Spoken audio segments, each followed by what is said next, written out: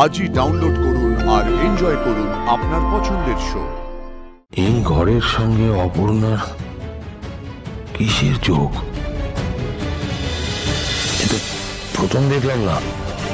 বৃষ্টির দিনে যেদিন ওই পুরনো বাড়িতে গিয়ে উঠেছিলাম সেই দিনও রাজনন্দিনী আর আমার ছবি দেখে একই রকম বিহেভ করছিল, খুব উইয়ার্ড।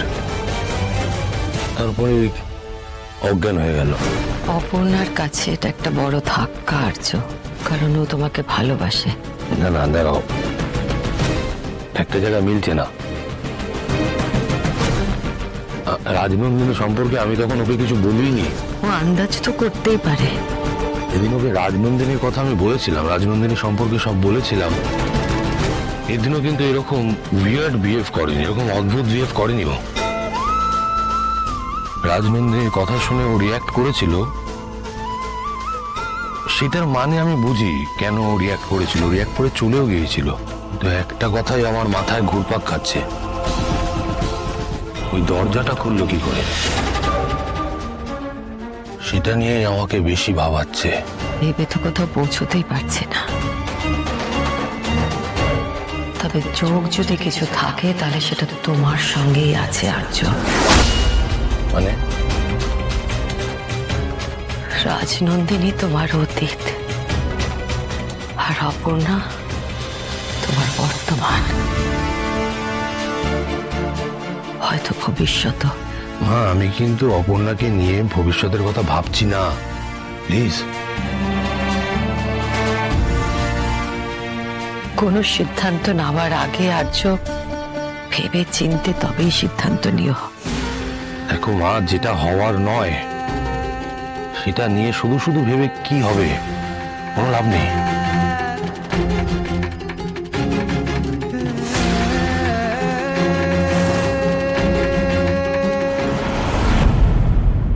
এইবার বলতো ঠিক কি কি হলো?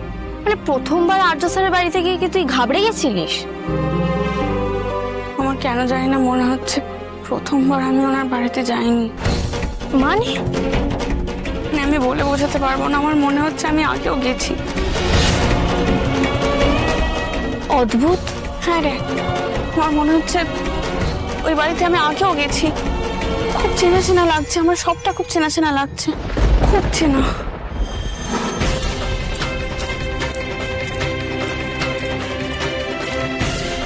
আজ একটা বাচ্চা মেয়েকে দেখলাম, জানিস? বাচ্চা মেয়ে? হ্যাঁ, একটা বাচ্চা মেয়ে উপর থেকে নামছিল সিঁড়ির থেকে।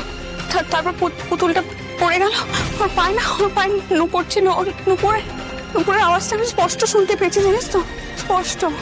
তুই তো কিসব নেগেটিভের মতনই দেখিস। একজন মহিলা আর কিছু টুকরো টুকরো মুহূর্ত আমি সবটা দেখতে পাই। এই মহিলা বাচ্চা এটা কারা? জানি না রুম্পা, মনের ভুল। মনের ভুল বলে তো সবটা উড়িয়ে দিতে পারছি না রে। আর্য স্যারের স্ত্রী রাজনন্দিনী, তার কথা শুনলেই না আমার ভিতরে কেমন একটা হয়, আমি বলে বোঝাতে পারবো না, আমি বোঝাতেই পারবো না। ওনার ওই সইটা দেখেও আমার এরকম মনে হয়েছিল, জানিস?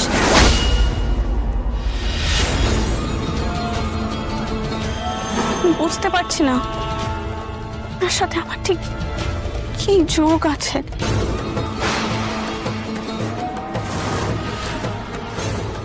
অপু, তুই যেগুলো বললি আমার না সব গুলিয়ে গেল, মাথা মনে আমি কিচ্ছুই বুঝতে পারলাম না।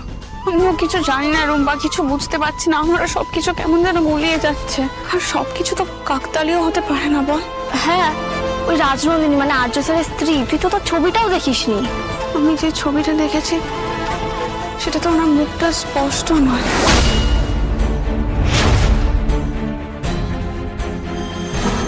কিন্তু আমার সাথে কি যোগ থাকতে পারে? অপু খুব ঘেটে আছে, ওর মনটা একটু অন্যদিকে ঘোরাতে হবে। আর আজকের দিনের পর তো আমার আরো এটা। শোন, আমি না একটা যোগাযোগ পেয়েছি ওনার সাথে। তোর কি?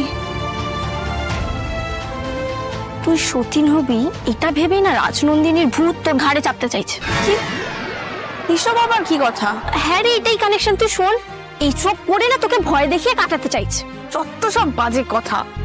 ওই তো এসেছিস, তুই হেসেছিস, তুই তখন না হাসতে পারিস না, কিন্তু আমার যে তোর এই হাসিটাই ভালো লাগে।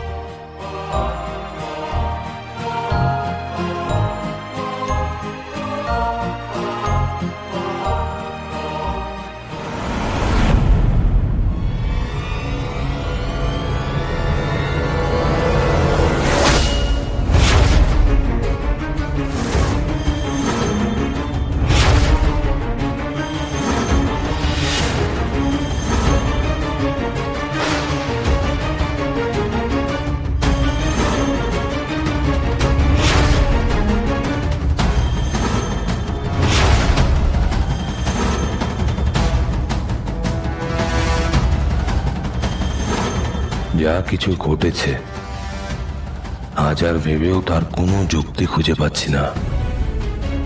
কেন ঘটলো এরকম অদ্ভুত সব ঘটনা? কিছু তো কারণ আছে, কিন্তু সেটা কি? এই ঘরের সঙ্গে অপর্ণার কিসের যোগ? কিসের?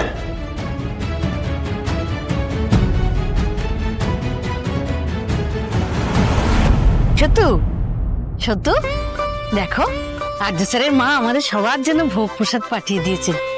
অত লোকের মাঝখানে মনে করে প্রসাদ পাঠানো ভাবা যায়? অপু কোথায় গেল বলো তো? সেই কখন গেছে রুম্পার সাথে? এখন বাবা ফিরছে না। চলে আসবে, বন্ধু বান্ধব নিয়ে গেছে, চলে আসবে। অত চিন্তা করো না তো সব সময়। চিন্তা যা নিয়ে তা নিয়েই ওর সঙ্গে কথা বলাটা জরুরি। নাও একটু প্রসাদ মুখে দাও। আরে থাক না, অপু এলে একসাথে খেতাম। আরে অপু এলে ওকে তো দেবো, তুমি নাও না, নাও। উফ, যেটা মাথায় ঢুকবে তোমার সেটা নিয়েই সারাদিন পড়ে থাকবে, মানে অন্য কিছু আর অন্য কোনো দিকে তোমার মনই যাবে না। আমাকে দেখে একটু শেখো, আমি তোমার মতো এরকম চিন্তা করি? তোমরা তো তলিও ভাবো না, তাই চিন্তাও করো না। তুমি বা এত চিন্তা করছো কেন? শুধু মেয়েকে নিয়ে সবসময় ভেবো না, এতে ক্ষতি হয়। ওই তো এসেও গেছে। অপু, আর্য স্যারের মা তোকে খুব পছন্দ করেন রে। হঠাৎ আবার কি হলো? দেখ না, এই পুজোর প্রসাদ পাঠিয়ে দিয়েছেন, ঠিক মনে করে পাঠিয়ে দিয়েছেন বল। একটা লোক এসে দিয়ে গেলেন, ভদ্রমহিলা খুব ভালো। দাঁড়া, তোকে আমি প্রসাদ দিই। না মা, আমি এখন কিছু খাবো না। আমার প্রসাদে না করতে নেই, যতই ঘুম পাক আগে একটু খেয়ে নি, তারপর শুবি কো। আরে শোনো না মা, আমি খাবো না।